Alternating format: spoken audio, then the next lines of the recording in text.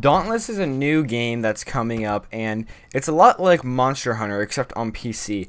I've been really excited for this game. It's kind of a lower key title, but I've been really excited to see how it turns out because it looks really fun. I've never played a Monster Hunter game. I was never really interested in Monster Hunter, but this game looks to change my opinion on that entire kind of genre. So with that, I was following this game, and I found the minimum and recommended specs for your PC when you want to play it. So I'm not sure how big of a fan base this game has right now, but if you guys are interested in this game, check out this video right here. Stay tuned because I'm going to go over the minimum and recommended specs for your PC if you're going to play Dauntless. Let's get it started right here with the minimum specs required.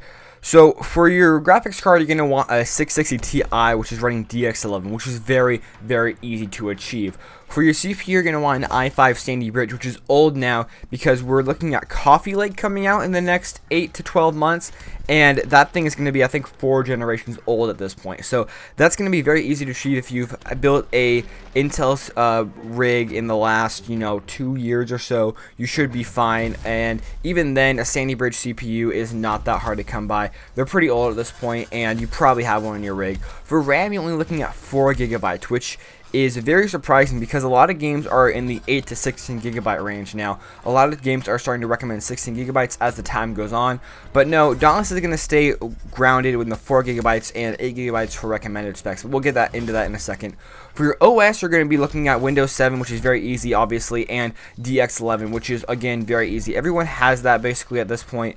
DX11 is going to be kind of phased out here in the near future, I'm going to assume at least. DX12 is here with Windows 10, and it's getting old. So a 660 Ti, a Sandy Bridge i5, 4 gigabytes of RAM, and you're going to be looking at 720p low settings, which I was looking at this stuff, and I was like, man, these are some easy specs to run at, and then I was like, wow, 720p, that sucks.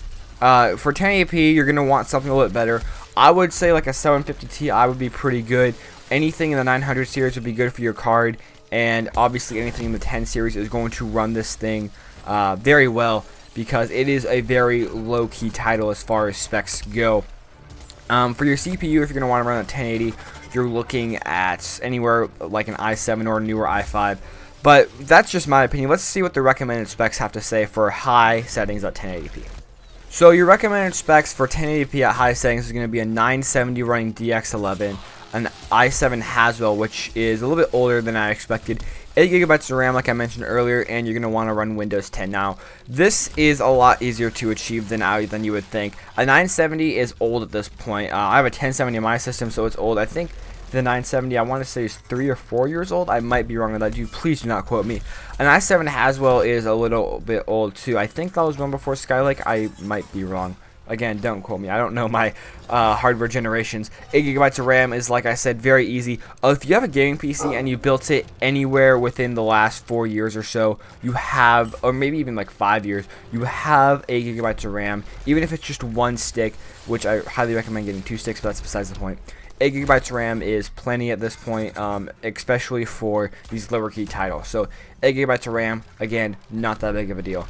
OS is Windows 10, which is, OS does not give you a huge advantage in any game, but it does give you a small advantage as far as like 2 or 3 extra frames kind of thing.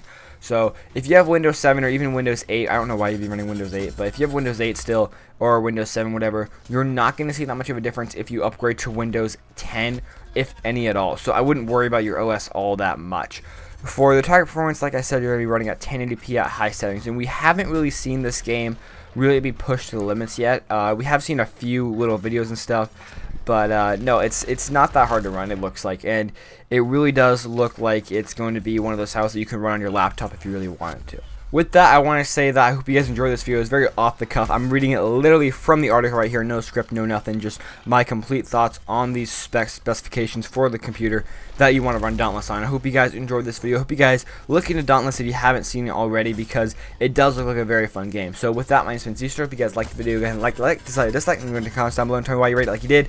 And I'll see you guys in the next video.